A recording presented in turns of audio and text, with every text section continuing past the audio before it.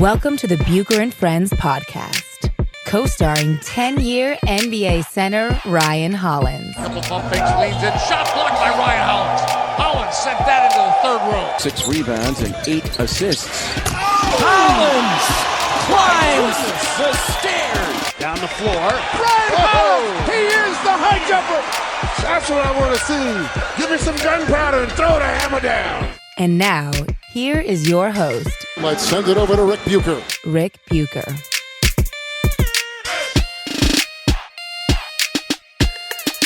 Welcome to another episode of Bucher and Hollins, subsidiary of Bucher and Friends, part of the United WeCast Network.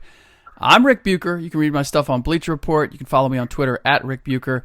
He is Ryan Hollins. You can see him on ESPN. You can hear him on NBA radio, and you can see and hear him on the Los Angeles Clippers broadcasts, among other things. Where do we find you today? Oh, by the way, you can also follow him on Twitter at the Ryan Hollins, and on Instagram simply at Ryan Hollins. You can follow the show on Twitter and Instagram at Bucher Friends. Ryan, where are we finding you today? I know you're in a hotel room. I just don't know where. I am in Atlanta. I almost said Rick. We only did one podcast in person.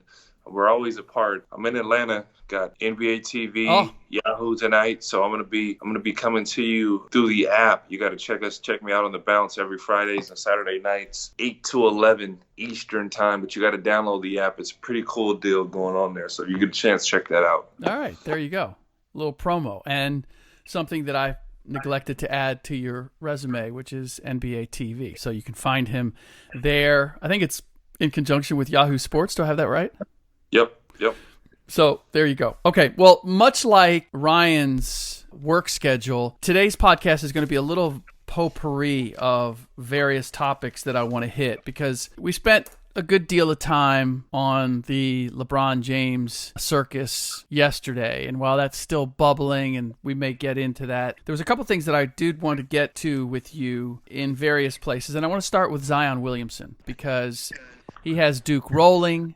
There is so much hype around him. What are you expecting that he'll be able to do his first year in the NBA? I'll give you two scenarios. I'm going to tell you right now, he's going to be more effective as a DeAndre Ayton. As a 5. We're at 5 right now. And Yep. I say that as a guy who rolls to the rim and kind of dunks the basketball and rebounds.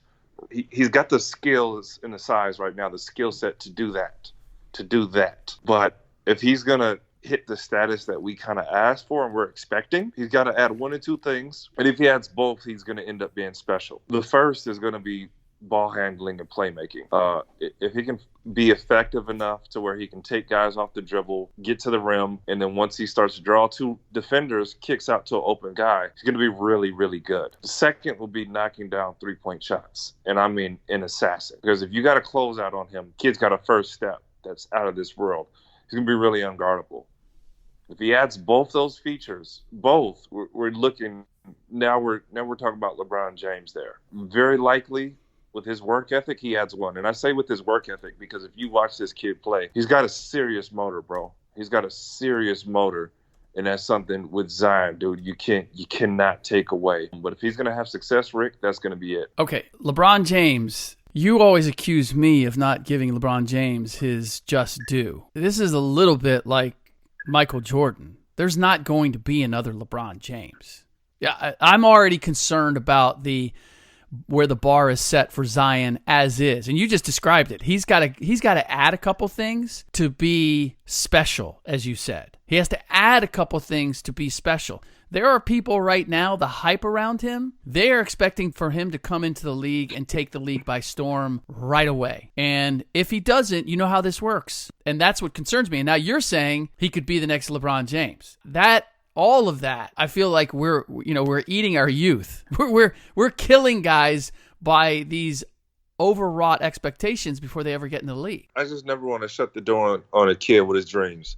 And especially a guy that works hard. In all reality, no, because kind of you are who you are. But I see his skill set somewhat reminiscent of LeBron, that he does dribble, he does have wiggle, he can cross you over, does like to get to the rim. I don't see the passing ability. Mm-hmm. Like LeBron's passing was like uncanny. It was like, dude, he can play. Yeah, it's like, dude, he can play point in the league, like legitimately, like run point. And he does. So I just never want to say never on a kid like that, if that makes sense. Yeah, no, I'm not saying never, but I'm also not. I don't want to use those words at this stage. I don't want to equate, hey, he could be LeBron James at this stage, because the reality is he's not going to be LeBron James. And now, once we put that out there, if he doesn't come close, now he's a disappointment. I don't want to put that on the kid either. Well, Rick, if he adds in what we literally just talked about, it's a wrap. If he adds to his games those are two really huge ifs. Those are monumental, sure, ifs. You know, and they should be presented that way. I mean, because the greatest comparison, or the most common comparison that I am hearing as of right now, is Larry Johnson. Larry Johnson was the number 1 pick in 1991. That was before I covered the league, so it was a long time ago. That said, I can safely say that the hype around Larry Johnson in no way compares to the hype around Zion Williamson. Now, Larry Johnson came in, as I said, number 1 pick. He was a 2-time All-Star. If Zion Williamson, and Larry had a nice career, a good career, I'd say a successful career. But if Zion Williamson comes in and plays 10 years and is only a 2-time All-Star, people are going to, based on the hype right now, that is going to be an abject disappointment. He is going to be looked at, in some people's eyes, as a bust if that's all that he accomplishes. And I just don't think that's not fair. You're killing the kids.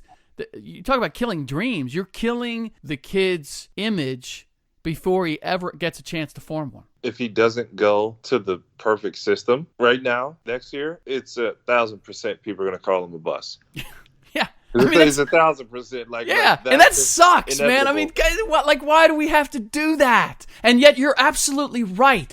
When there was the discussion of there's a possibility that Zion wouldn't be the number 1 pick, people were like, are you crazy? He's going to come in, and then they go off the rails in terms of what he's going to do when he gets to the league. I see him as being a really dynamic player. Obviously, still has some improvement. But when you're that athletic at the collegiate level, yeah, going 13 for 13, that's impressive as hell. But is it extraordinary? Not when you're the kind of athletic freak that he is. I mean, it's like you're going to have the opportunity to get that done. It's why he's blowing through shoes. He's that kind of an athletic freak. But as you know, there are a lot of athletic freaks in the NBA. And it ain't about being an athlete, strictly an athlete in the NBA. You got to have a whole lot more to be able to succeed and dominate at the next level. Yeah, I mean, if they weren't all dunks, we'd be talking something different. You know what I'm saying? Great point. By the way, speaking of the shoes, so Nike made a big deal about the fact that they went over to China. They oversaw the construction of his shoes. They were customized. I guess they're custom Kyrie 4s. That's what he wore or wore last night. And all this was advertised. Oh, you mean the NCAA didn't jump in and scream violation after that? And say it was a special benefit? They didn't do a backflip. They didn't do somersaults and make Zion ineligible and say that he has to wear the shoes that could potentially blow out. That is such a great point. No. As far as I know, the NCAA has not said a peep to this point. Oh man! I guess there's a part of me. I know Nike is doing this to be able to sell Zion on signing with Nike. But I'm looking at it and I'm going, okay, why aren't you doing that for the rest of us? Like, we all buy the shoes. In fact, we buy the shoes. You're going to be giving this guy shoes and the money. Why isn't there this kind of oversight on all the shoes? Now suddenly we got to figure out how we make the shoe good. I understand what they're doing, and I'm being a little facetious, but it does feel like, oh, you got to make sure Zion's shoes are good. But me, I'm going in and buying shoes on the regular. Mine, you get what you get. We're not going to go to extra. We're not going to take extra measures in order to make sure that your shoes are solid. It feels a little funny. I know what they're after. One of the other things last night, you were traveling, so I don't know if you saw it, but battle between the Nuggets and the Mavs. And to me, this was such an illustration of how the league has evolved, changed, whatever words you want to put on it. Luka Doncic and Nikola Jokic go back and forth with game winners. Doncic, head fake at the three-point arc, drives, dunks with 5.8 to put the Mavs up by 1. I wasn't watching the game. I only saw the highlight. He was fouled on the play, so I assume he missed the free throw because they were only up by 1. And then Nikola Jokic did what I've said Jokic doesn't do enough of. He got the ball, worked his way to a spot, hit a little leaner, hits the game winner as the buzzer beater, and the Nuggets end up beating the Mavs. Not a big game in the big picture, but it struck me, Ryan, that we got a guy named Doncic and a guy named Jokic, and they're the two guys that are trading the game winners at the end of a game. It felt really, really different that's where we are, that the European or international influence on the game has risen to that point. I have a good friend who's Bosnian, and the first thing he did, he's texting me screaming and going, the Balkan community's back. We're back, baby. We're back. I said, yeah, you are killing it, bro. There's no question of that. And the second thing I had to do, I got to go and just go, I screamed from the mountaintops, Rick, from the mountaintops that Luka Doncic is the unanimous number 1 pick in the draft. Yeah. And apparently Phoenix and Atlanta did not hear me. But, I'm the conspiracy theorist, Rick. You know this. In my heart of hearts, I feel like they called Luka's people. And I don't know if you remember during the draft, there was a time when they said Luka may not come over. Mm-hmm. And the one thing with those situations, they'll throw out a power move and say, hey, our guy won't report. You won't see him for years. Yeah. He doesn't want to be a part of your organization. He's not going to Phoenix. You guys are looking uglier than uglier. He's not going to Atlanta. We don't see your vision. We don't know how Luka fits. And you need a team to make a play for him. They did this with Yao when they forced Yao essentially to Houston. They've done it with a couple other guys. Somehow the Greek Freaks people obviously were not involved when it came to City. They're just trying to get him drafted. He wasn't known well enough then. No, he didn't have enough juice. I believe I haven't heard any reports about this. This may need some Rick Bucher digging. But especially for an Atlanta to have passed on him, that's some sense that makes to me, because I remember I had to hit one of his teammates last year and a good friend of mine on the team. And I go, dude, is this true? Luka might not come over. And he was like, man, Luka's 2 feet in. Are you kidding me? He's not coming. He's going. So I was like, those reports just seem really, really odd. Yeah. It also reminds me of the Kristaps Porzingis situation with the Knicks. And I don't know if I shared this with you, but I will in a second. Obviously, there's a connection with Dallas and their history, and so it would make sense that he would want to wind up in Dallas. What really puzzled me, not so much that he didn't go to Atlanta, but it always puzzled me that Phoenix, they drafted Ayton rather than Doncic, when his former coach, is the coach of the Phoenix Suns.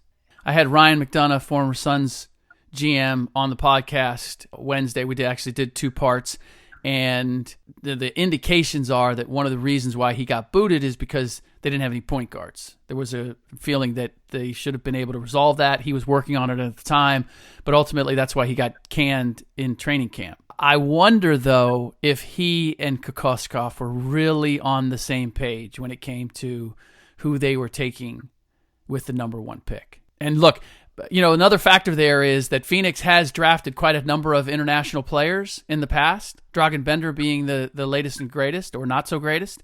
And so they haven't had a really good history there. So I could also see where owner Robert Sarver would be hesitant. But nonetheless, yeah, I don't know if it was a power move to stay away from Atlanta. There's too many things that I know, like Atlanta and their GM coming from the Warriors and his infatuation with finding the next Steph Curry and seeing that in Trae Young. There are too many things that make sense to me that say there's some people that whiffed on him.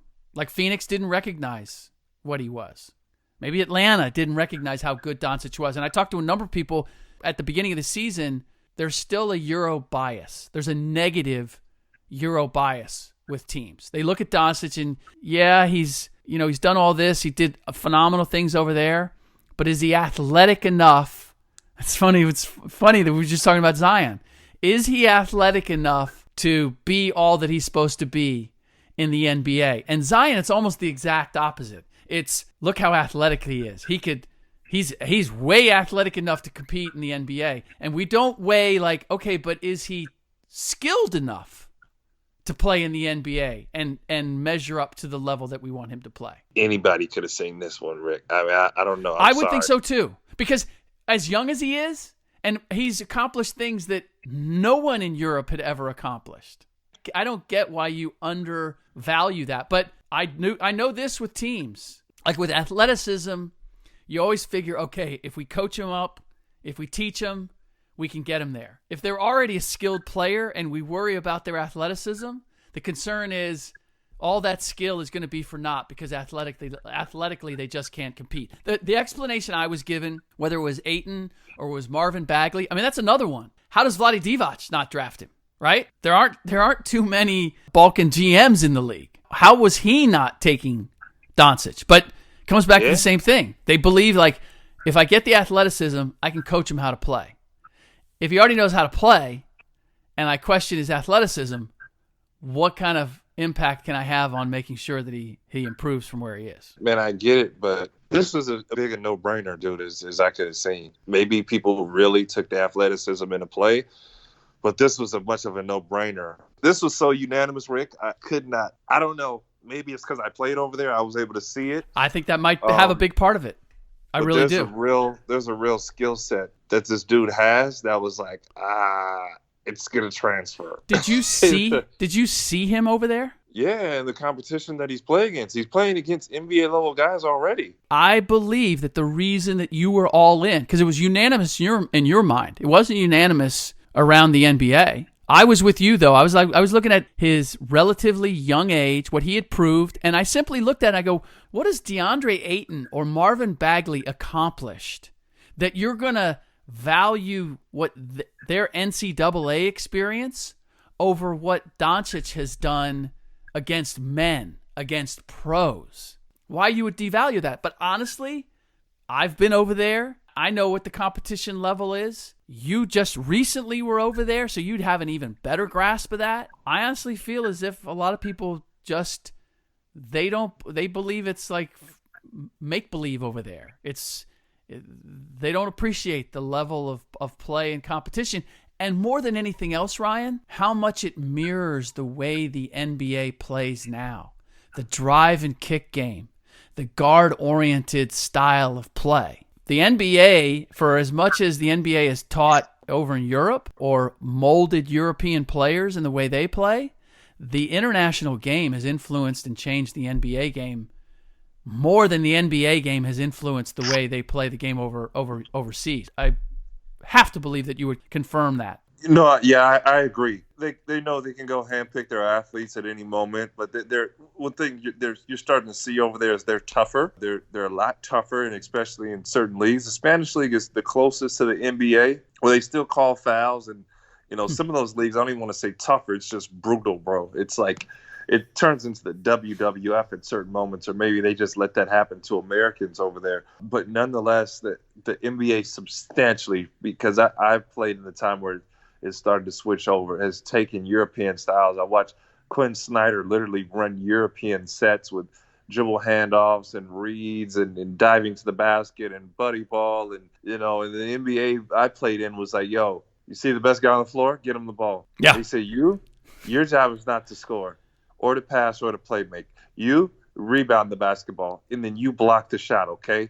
Or in Europe, you're going to have an assignment, and if a guy looks off a wide-open shooter, but he's the best player on the team, and he's supposed to score 30 points a game, and I've been told this, he's supposed to take that shot. He's going to get his numbers, where in Europe, it don't matter who you are.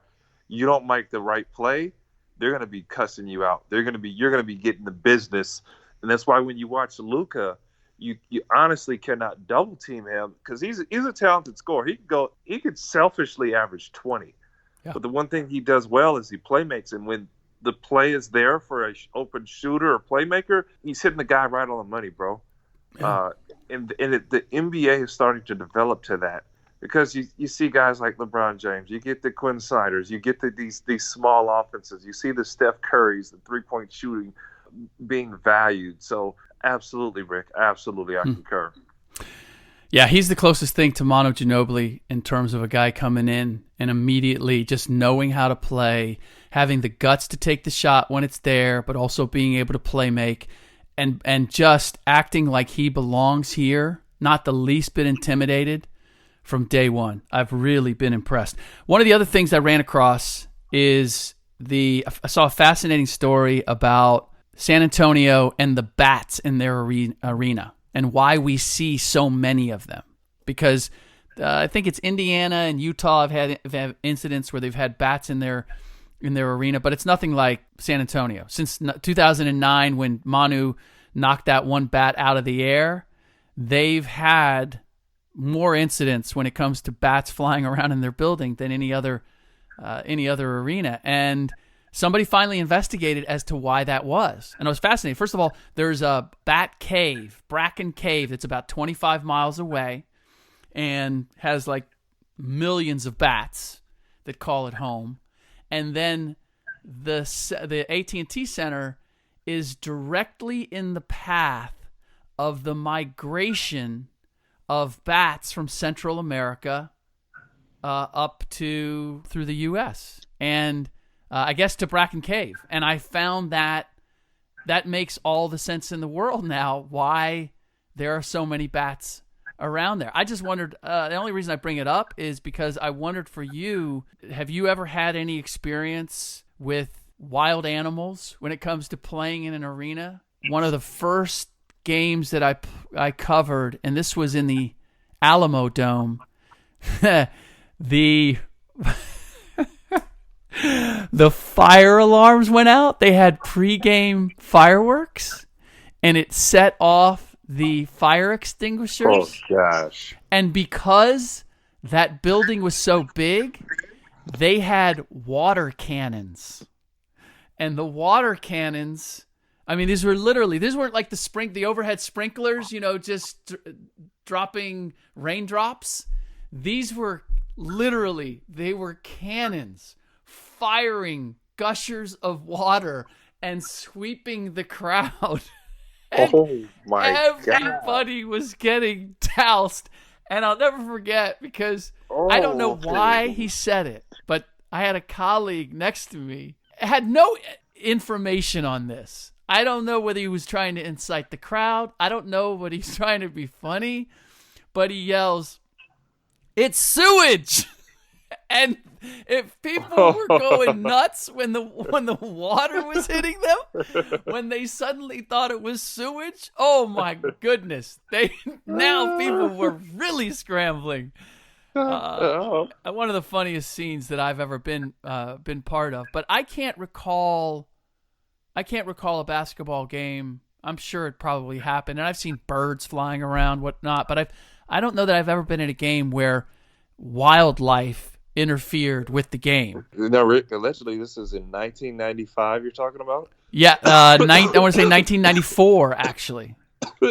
Yeah, it was, and I want to say it was like the first game of the season or something. So, which would make sense. They probably had a big to-do coming into the season, had fireworks and all that, and didn't have the kinks worked out when it came to the building. But yeah, welcome to the NBA. I think that was like my second year covering the league. Let's see. I couldn't find anything on it. Wait. Let's see. Alamodome. What? Well, oh, that was, oh my God, Rick. You watching it now? Oh my God. So they used to play in the Alamodome. Yeah. God. Yeah, they went from, this tells you how long I've been covering the league. It might have been there last year. This really is a canon. Yes. I'm not making it up. Gosh. Oh, it's so funny. Those are really canons. So David Robinson got a nice little tickle out of it. Yeah, sprinklers. The headline, sprinklers go off in this San Antonio Alamodome. No, not exactly. Not sprinklers. Cannons. Oh, no, bro. No, they show it. So, did you have an experience with that? The only wild animal I saw in the arena in San Antonio, I saw those cockroaches that spread across the floor. Oh, okay. On the court? Oh, wow. In the locker room. A locker room. You'll see a little critter there. For those of you unfamiliar with the Bucher and Hollins podcast, this is normal fare where Ryan gets distracted by something else while we're recording the podcast. So you get to eavesdrop on his discovery of something on YouTube or elsewhere. All right. This was a real canon you were talking about. Yes, indeed. So here's the other thing. Maybe we'll have to put that clip out when we put the podcast out. We'll put a clip out. Last thing I want to hit before we get to our picks. At the end of the Raptors-Lakers game, LeBron gives Kawhi a hug and says, "We'll be in touch." Now, obviously, people are going to run wild with this. I have no doubt. Well, I have a great suspicion, I should say. I wouldn't say no doubt. I have a great suspicion that LeBron knew exactly what he was doing. He knew exactly how people would interpret that. He knew that it would be picked up by the microphones. What do you make of, if anything, do you make of that? I don't say that he knew it would be picked up by the mic. I mean, it's kind of tough being LeBron James because people are reading your lips. And this is the one moment where he doesn't put the shirt over the face. But I can't say, like, after a rigorous basketball game in which you have, over 100 possessions and plays that you make and emotions that go up and down, that, he forgot to put the hand over the face this time because he's actually really, really good about it. He got caught. You got to think, Rick, the camera that caught him, as we see it, it looks like this dude is 5 feet away filming. Mm-hmm. Where in all reality, and I know you know this even more than I do, the camera can be all the way up at the backstop, and it can zoom into any part of the court, and you are clear as day. So this camera could have been 150, 200 feet actually away catching that footage. So I'm torn to say that he just knew what he was doing. But heck yeah, LeBron's on a recruiting spree.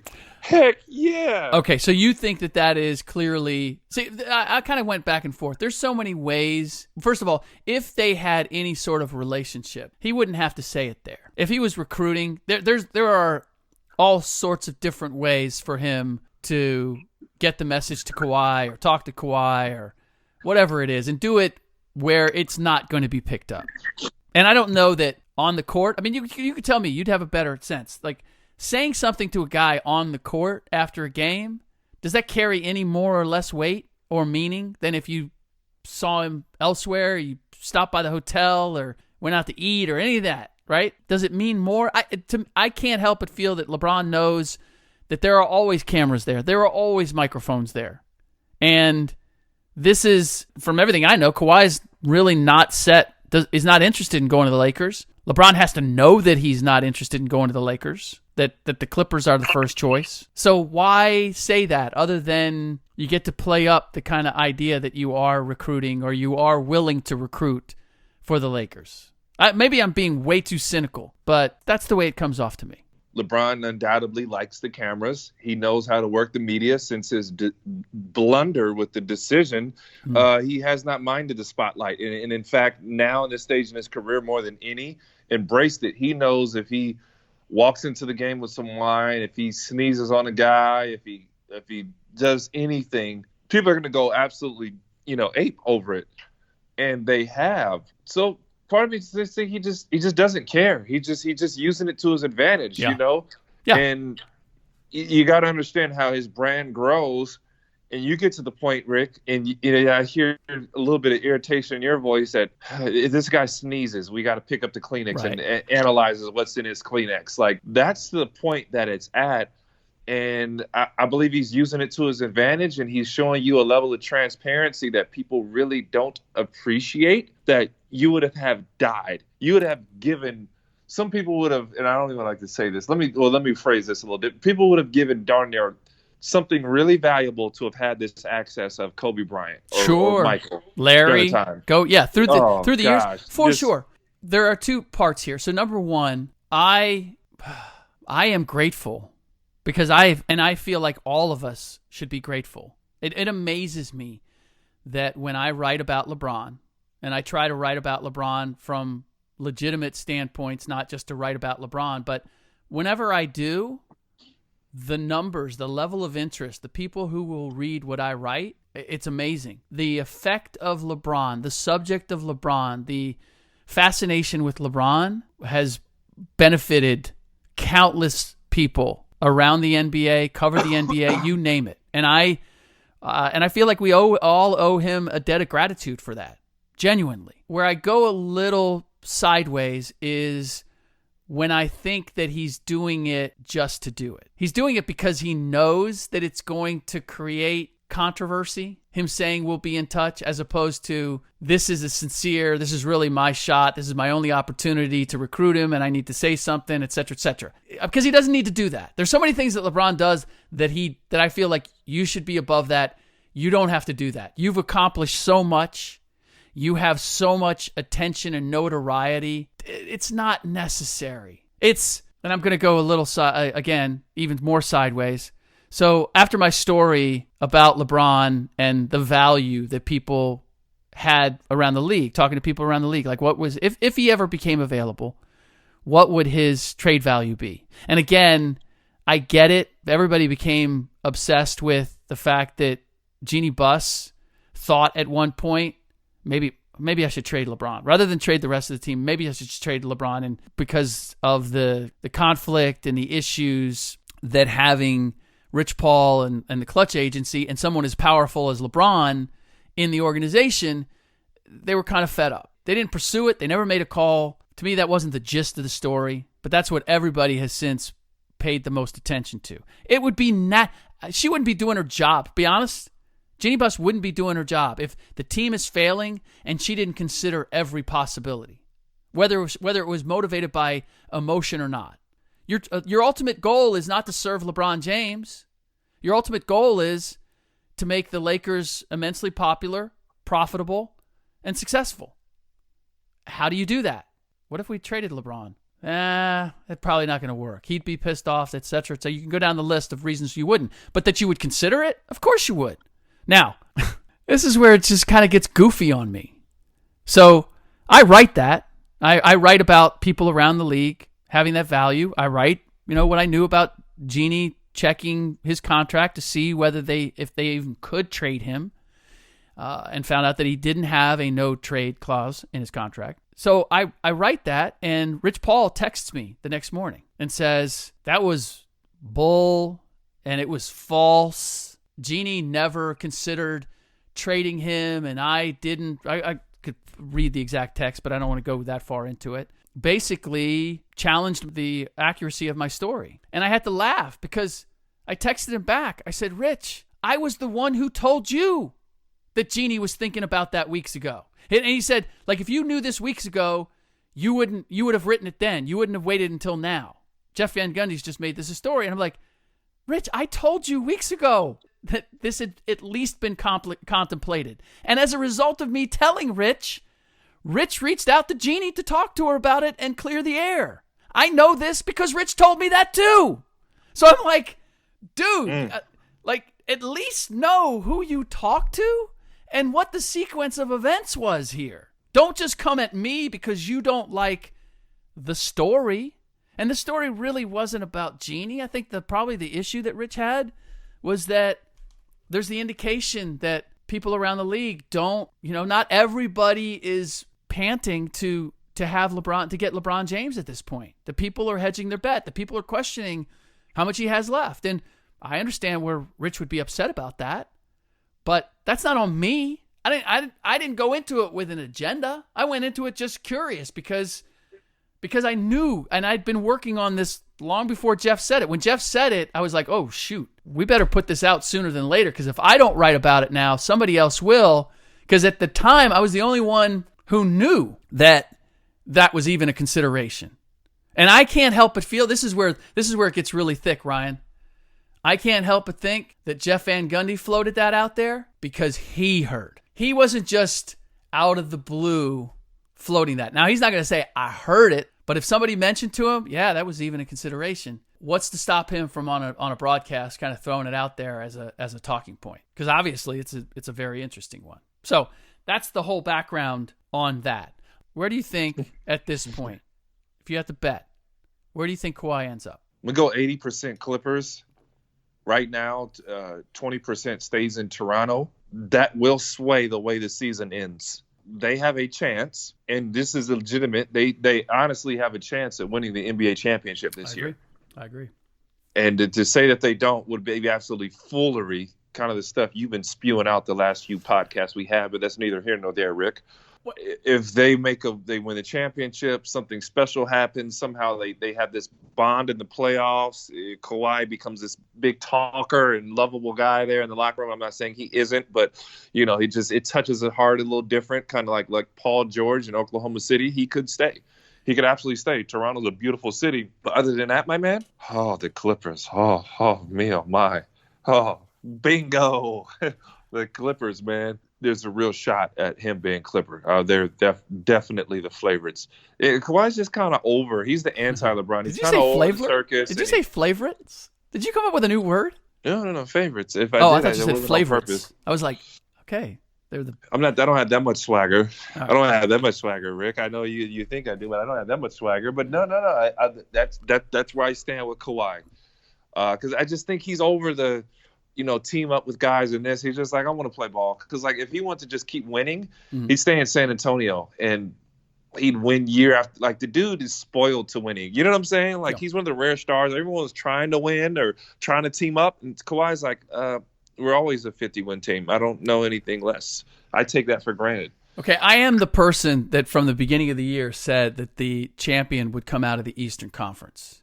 And if I'm not mistaken, you were the one who was telling me I was crazy that I didn't have the Golden State Warriors repeating. Correct me where I have any of that wrong. Thank you. Okay, so that does it for this portion of Bucher and Hollins. We do have to go through. You want to hit our picks real quick? Are you ready? Can you do this? Yeah, man, you're something else, bro. Let's go. Of course you can do this. Should I pull out what we did last week before we get started? Do you want to know? Obviously, you did well because you're extremely excited. So let's talk about it clearly. No, actually, you did better than I did. I was 8-6. You were 9-5. See, there you go. I just exploded yet another one of your theories. That's 2 in a row. Let's see. Gosh. Yeah. I bet your overall is still better since I did so horrible the week before. Nope. You are.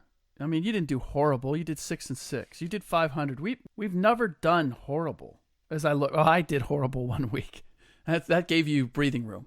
All right. Very quickly, we're gonna rip through. We got 1, 2, 3, 4, 5, 6, 7. We got 8 games to rip through. Let's do them very quickly. The Washington Wizards are hosting the Charlotte Hornets. The Wizards are giving up 3.5 points, and the over-under is 233. Very simply, I'm going to go Wizards because this game is in Washington. They've lost the last 2 times to Charlotte, and while both teams have struggled a little bit scoring of late, they are both top 4 or 5 when it comes to hitting the over on the season. So I am going to go the over. I'm going Washington and the over. Where are you going? I'm going to go Hornets, and I'm going to go with the over. I don't even like to give you my reasons sometimes because I feel like I sway what you're going to say. So part of me just wants to leave it out there. Yeah, no, that's fine. I'll be honest. That's fine. I'll be honest. I just got to feel you. I just check your temperature before I talk because you're too competitive with this. You make me sick sometimes. There's no such thing as being too competitive. Okay? Oh, there is. No, there is. No. All right. The Lakers. The Lakers are visiting the Pistons. The Pistons are giving up 11. And the over-under is 216. Now, I didn't check, but we did hear at one point, and I don't know that it's been put out there, LeBron was not going to play back-to-backs down the stretch. So I'm thinking that the double digit is there because LeBron is not going to play. By the way, he looked loose against the Raptors. He looked like a dude. He looked like a summer league player. He looked like Drew League. I'm just out here. I'm balling. All the pressure's off. Anyway, all right. Pistons giving up 11, over under 216. Where are you going? I'm going to take the Pistons here, and I'm going to go with the Lakers. Screwed me over with their inconsistencies. I'm going to go with the under. I am going to go because this could get ugly. They could get blew out and somehow go over. But I'm going to go with the under. Yeah, I'm going Detroit, and I am going over 216. Pistons have been able to roll it up a number of times of late, and I would expect that this would be the same. So I'm going to go over, and I'm going to go Detroit. All right, next game, Kings are visiting the Philadelphia 76ers. The 76ers are giving up 9 points. That's just changed like in the last hour, has gone down. And the over-under is 231. I'm going to go Kings. I'm going to go Sacramento.